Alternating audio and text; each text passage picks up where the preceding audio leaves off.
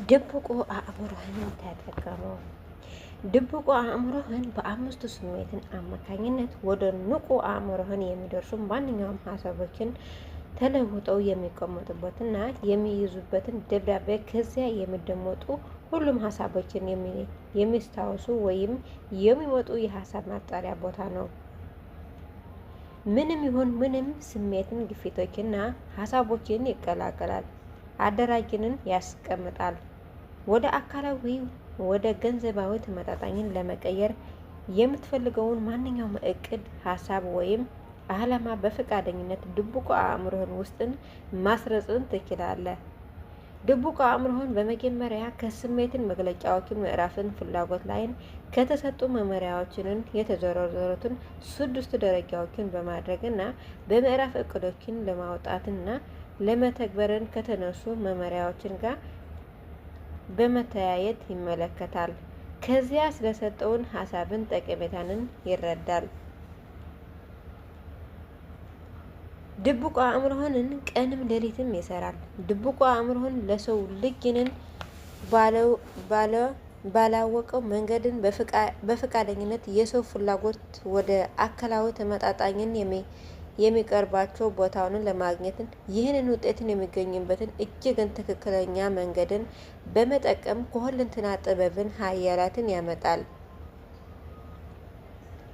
ድብቁ አእምሮህን ሙሉ በሙሉ ልትቆጣጠረው አትችልም። ነገር ግን በፈቃደኝነት ወደ ተጨባጭ ነገር እንድትለውጠውን የምትፈልገውን ማንኛው እቅድን፣ ፍላጎትን ወይም ዓላማን ልትሰጠው ትችላለህ። ድብቁ አእምሮህን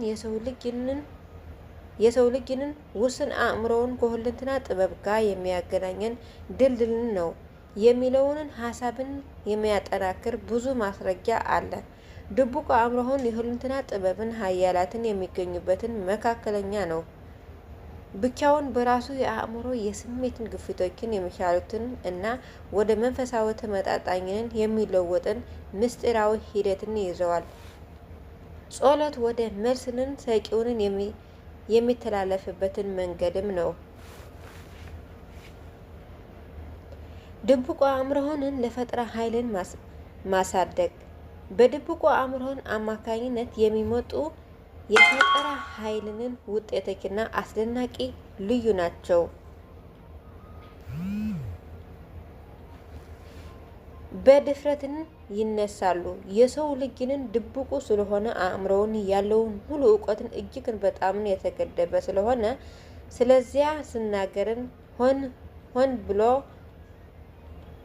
ብሎ የሚናገሩትን ነው። ድብቁ አእምሮ የሆነውን አእምሮህን መኖርን እውነትን ብለህን ልትቀበልና ፍላጎቶችን ከነሱ ጋር ተመጣጣኝ ወደሆነ አካላዊ ወይም ገንዘባዊ አቅምን የሚቀየሩ ኃይላትን ከተረዳህ በኋላ ፍላጎትን የሚለው ምዕራፍ ላይን ስለተሰጠውን መመሪያችን ሙሉ በሙሉ ተጠቀምበት።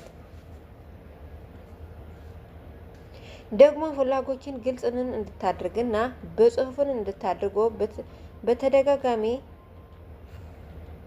በተደጋጋሚ ስትይዘው ለምን እንደሆነ ትዕዛዞችን በመፈጸም ጽናትን አስፈላጊ መሆንን ትረዳለህ። 13 መርሆችን ድብቁ አእምሮህን ለማግኘትና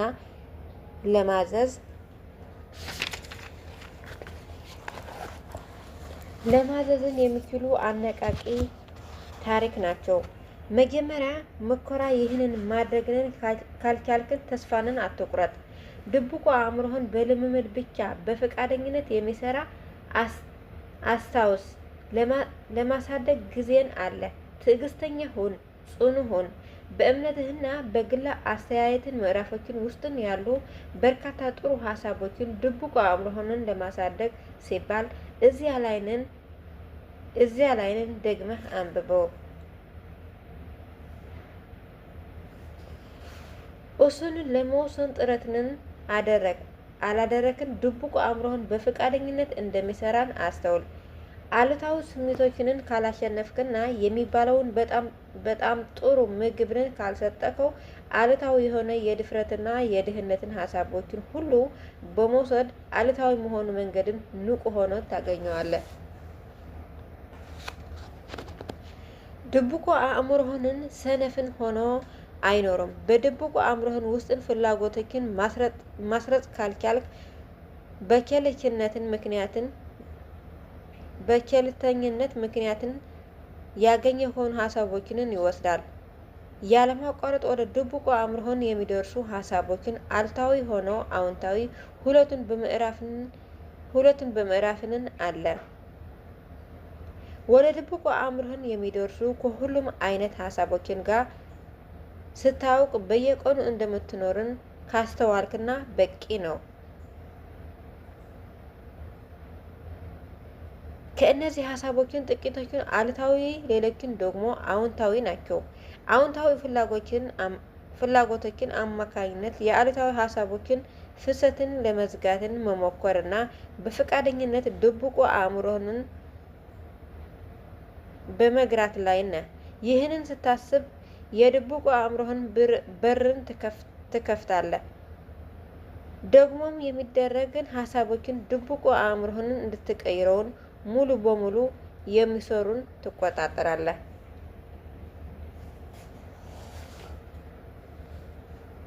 ሰውን ለሚፈጥረውን ማንኛውም ነገር በሀሳብን መልክን ይጀምራል።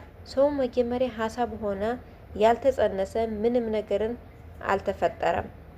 ምናብን በመጠቀም ሀሳቦችን፣ እቅዶችን ሆነ ምናብን ሰውን በመረጥከው ስራ ስኬትን ታመጣለህ። ስኬትን እንደሚቀይሩ በፈቃደኝነት በድብቁ አእምሮህን የሰረጸ ሁሉም ሀሳቦችን ከእምነት ጋር ተመጣጣኝ በምናብ በኩልን ማለፍንን አለባቸው። ድብቁ አእምሮህን እንዲቀበለው እምነትን ከእቅድ ወይም ከዓላማ ጋር በመቀላቀል በምናብህ በኩል ብቻ ይደረጋል። ከላይን በግልጽ እንደምታየውን ድብቁ አእምሮህን በፈቃደኝነት መጠቀም ሁሉንም መርሆችንን ማጣመርና መተግበርን ይጠይቃል። አዎንታዊ ስሜቶችን ይስሩልህ። ድብቁ አእምሮህን ከአእምሮህን የማሰቢያ ክፍልን ዝም ብለውን የሚመነጩ ሀሳቦችን ይልቅ ከስኬት ጋር የሚነቃቁ ሀሳቦችን ተጽዕኖን በጣም የተጋለጡ ነው። በእርግጥ ድብቁ አእምሮህን ላይን ተጽዕኖዊ ኃይልን ያላቸው ስሜታዊ ሀሳቦችን ብቻ ናቸው የሚለውን ትዌርን የሚያጠናክረው ብዙ ማስረጃ አለ። ስሜት አብዛኛው ሰው የሚገዛውን የታወቀ ነገር ነው። ድብቁ አእምሮህን በጣም አብዛኛው ሰውን የሚገዛ የታወቀ ነገር ነው። ድብቁ አእምሮህን በጣም በፍጥነትን ከስሜት ጋር በደንብን ለተቀላቀለ ሀሳቦችን መልስን መስጠትና ቶሎ መግዛትን እውነትን ከሆነ ዋና ስሜቶችን ማወቅን አስፈላጊ ነው።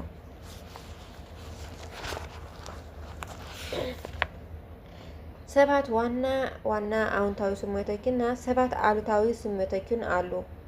አሉታዊ ስሜቶች ድብቁ አእምሮህን ውስጥን ለመድረስን መንገዱን የሚያስችለውን የሀሳብ ግፊቶችን ጋር ራሳቸውን በፈቃደኝነት ያጣምራሉ። አዎንታዊ በግል አስተያየትን መርህንን አማካኝነት ድብቁ አእምሮህን ውስጥን እንዲደርሱ ከሚፈልጉ የሀሳቦች ግፊቶች ጋር የሚጣመሩ በማድረግ አለበት። መመሪያ በግል አስተያየትን ምዕራፍ ውስጥን ተገልጸው እነዚህ ስሜቶችን ወይም የስሜት ግፊቶችን ከዳቦ እርሾ ጋር ይመሳሰላሉ። ምክንያቱም የሀሳብ ወይም የስሜት ግፊቶችን ከፍዘት ወደ ተግባርን ደረጃ የሚቀይርን ቀስቃሽ ነገርን አላቸው። በመሆኑ ከስሜት ጋር በደንብን የተቀላቀሉ ሀሳቦችን ከቀዘቀዘ አስተሳሰብን የሚመጡ ሀሳቦችን ይልቅ ለምን በፍጥነትን መልስን እንደሚያገኙ ትረዳለህ። ከእርሱ ጋር ተመጣጣኝ ወደሆነ ገንዘባዊ ኃይልን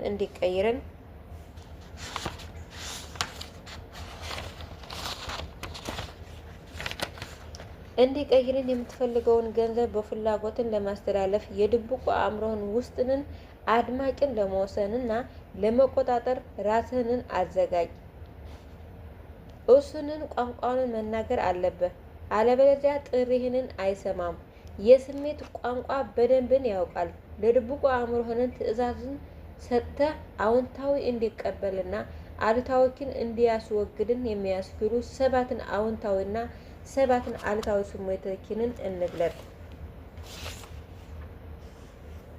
7 ዋና አዎንታዊ ስሜቶች። አንደኛ የፍላጎት ስሜት፣ ሁለተኛ የእምነት ስሜት፣ ሶስተኛ የፍቅር ስሜት፣ አራተኛ የትጋት ስሜት፣ አምስተኛ የደስታ ስሜት፣ ስድስተኛ የተስፋ ስሜት። ሌሎችን አዎንታዊ ስሜቶችን አሉ። ነገር ግን እነዚህ 7 እጅግን ጠንካራና በጣም ብዙ ጊዜ ለፈጠራ ጥረትን የሚጠቅሙ ናቸው። እነዚህን 7 የስሜቶች ካስወገድክ ጥቅም ላይንን መዋልን ብቻ ያድጋሉ።